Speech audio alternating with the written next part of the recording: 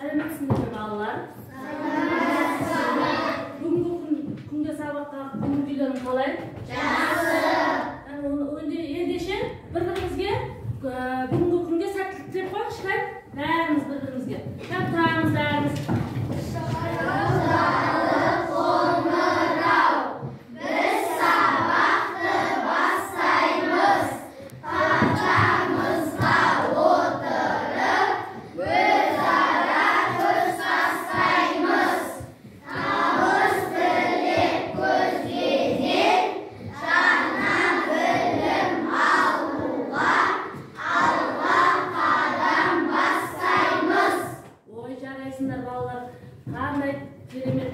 Ал балалар, мен сендерге бүгін жұмбақ жасырам. Алқапта бар биік тау, алды тік жақ қиық тау. Қос үңгірі желдетіп, ауа жұтар, селдетіп. Кім айтады балалар? Ал енді кім айта ғой? Мұрын. Ал ендеше балалар, бізге мұрын не үшін қажет? Ал енді бүгінгі біздің сабағымыздың, жаңа сабағымыздың тақырыбы тыныс алу мүшелері. Енді бүгінгі біздің сабағымыздың мақсаты адамның тыныс алу жүйесінің неден тұратынын білесің. Ал балалар, біз оқулықпен оқыдық, бүгінгі жаңа сабағымызды тыңдаппен тыңдап, аудиозаписпен тыңдап алдық. Енді сендермен бүгінгі осы сабақты топтық жұмыс арқылы сабағымызды толықтырып шығамыз. 3 топқа 3 тапсырма беремін, топтық жұмыс жасаймыз. Мына жерде балалар бірінші мына топқа адамның мүсінін берем. Осы жерде, мына жерде әр ағзаларын жазып шығамыз мына жерге. Екінші топқа балалар үйге қалай тапсырма берілген еді. Ал жерді айта қойшы. Ас қорыту жүйесіне оқып келу ел. Ой, тамаша, молодец, отыра ғой. Ал енді балалар, мен сендерге бүгінгі үйге берген тапсырманы сендер сұрақ жауап қою арқылы сендерден сабақты үй тапсырмасын сұрайтын боламын. Адам өмірінде тамақтану қандай орын алады? Балалар кім айтады? Ал айта ғой шерді. Адам күш жинау үшін тамақтанады. Ой, молодец, жарайсың, шерді отыра ғой. Ал енді екінші топқа тіс не үшін қажет? Тіс не үшін қажет? Кім айтады? Тамақ жеу үшін керек. Не үшін? Ой, молодец, тағы? Шайнау үшін. Шайнау үшін. Тағы? Тамақты? Сақтау үшін. Ой, молодец, жарайсыңдар. Өте керемет. Ал енді мына үшінші топқа ас қорытуға қатысатын мүшелерді атаймыз. Ас қорытуға. Ал енді аяғы айта ғой.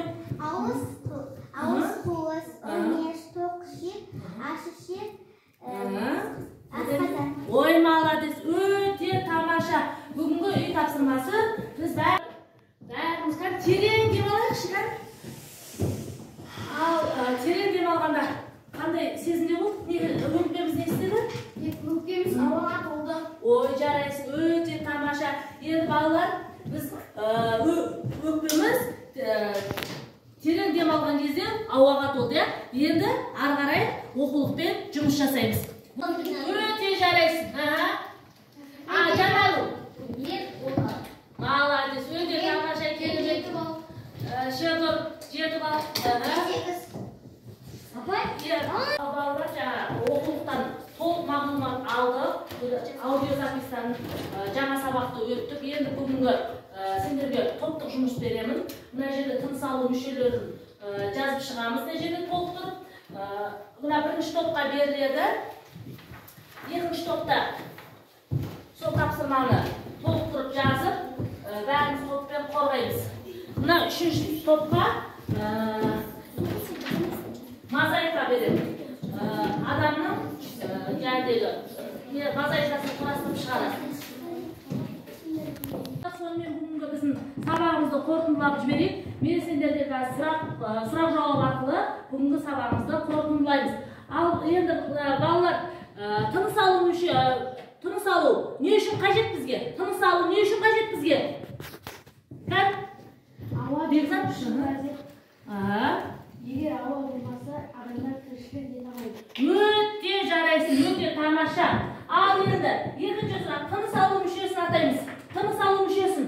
Ал әлі атай ғой. Тыныс алу мүшелеріне мұрын, кеңірдек, ауа тамырлары мен өкпе жатады. Өте жарайсыңдар. Мына топ өте тамаша. Ал енді үшінші сұрағымыз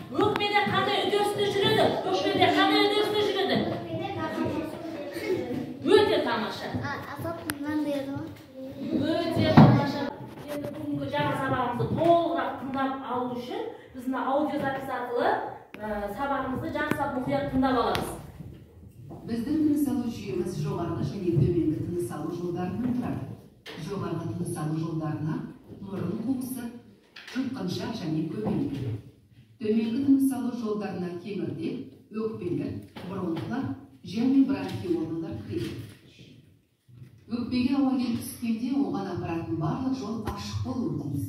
Бұл тыныс алу жолдарындағы қатты қабырғалардың, көптеген иілгіш талшықтардың және шемішекті сақиналардың болуының арқасында жүзеге асады. Ауа жолдарына ауа түскенде ол жылытылады, одан кейін ылғалданады, соңында шаң мен тозаңнан тазартылады. Бұл ауа жолдарындағы жасушалардың кірпікшелері бар арнайы ұлпалармен жабылғандығының арқасында жүзеге асады. Бұл жасушалар үнемі бір бағытта қозғалады және ағзадан шаң немесе тозаңды жұтқыншақ бағытына қарай жылжытады.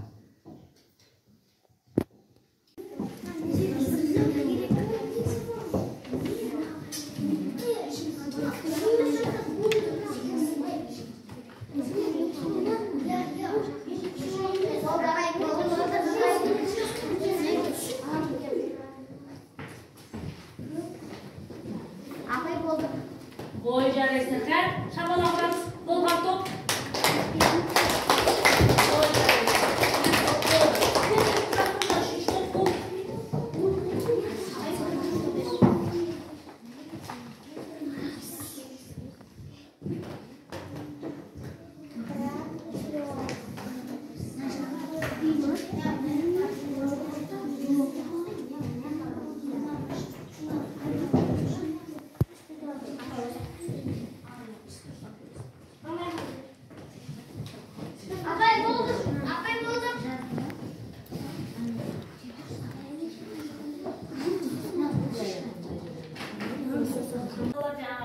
Берген тапсырмамызды бәріміз орындап болды.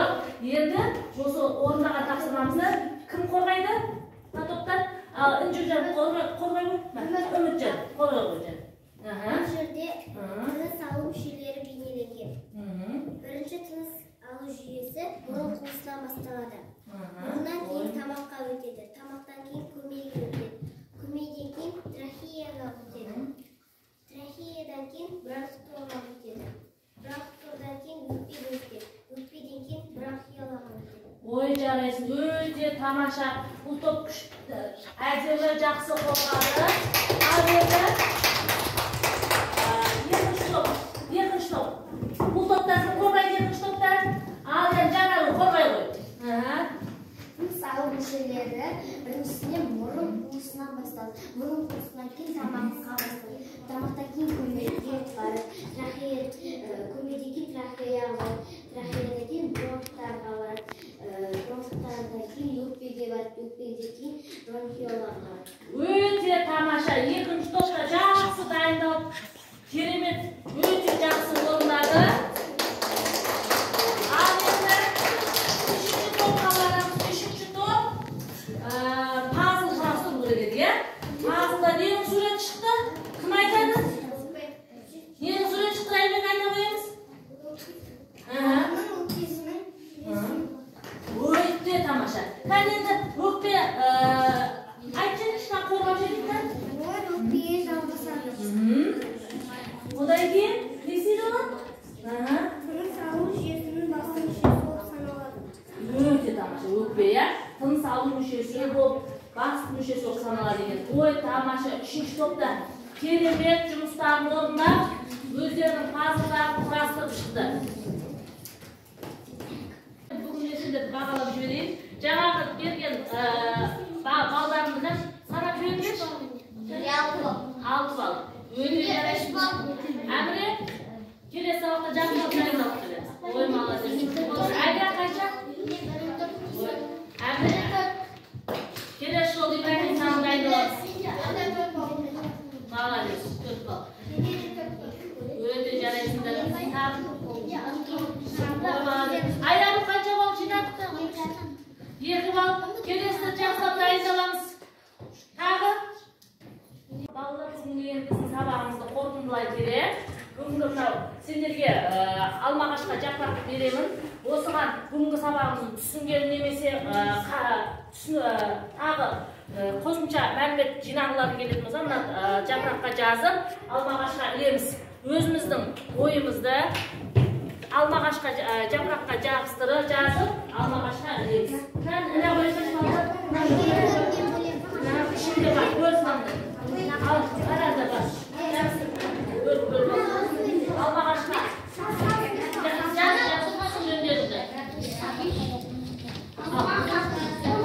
Алмағашқа алерді тұрады. Кән жабыстырамыз. Тесті жазып, алмағашқа жабыстырады. Кеңді? Кән жаза қойды. Бүгінгі сабақ қалай? Түсінгендерін жаза қойды. Кән әрде молодец. Өте жарайсың. Кән сабақ. Кән жаза қойды.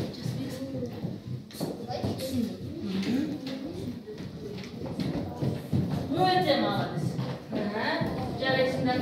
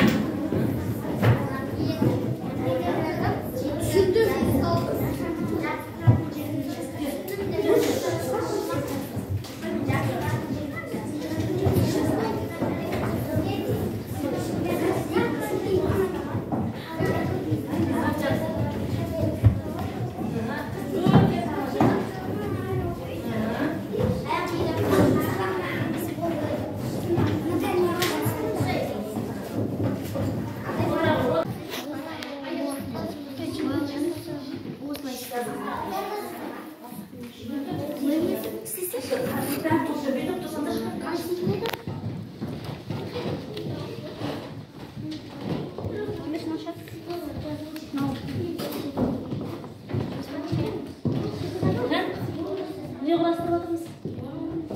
Kol kurastırırız.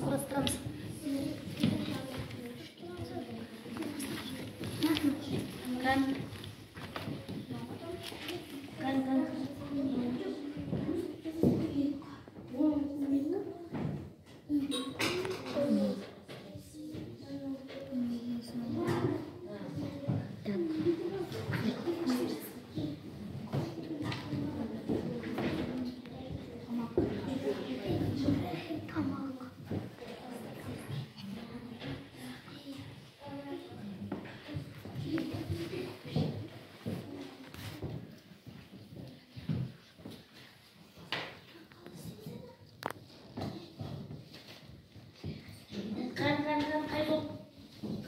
Қазір оқулықпен жұмыс жасаймыз. Үмітжан оқи ғой.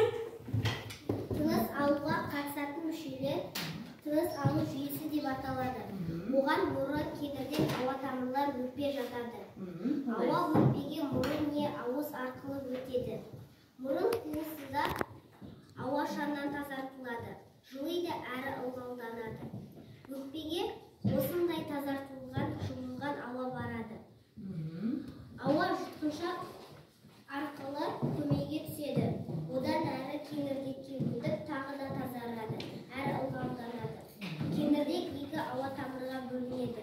Олар өкпеге жалғасады. Өкпе тыныс алу жүйесі басты мүше болып табылады. Ол көптеген кішкентай ауа көпіршіктерден құралады. Өкпеде газ алмасу үдерісі жүреді. Қан оттекті сіңіріп, қышқыл газы шығарады. Ағзамызға оттек қажет болғандықтан біз үнемі тыныс аламыз.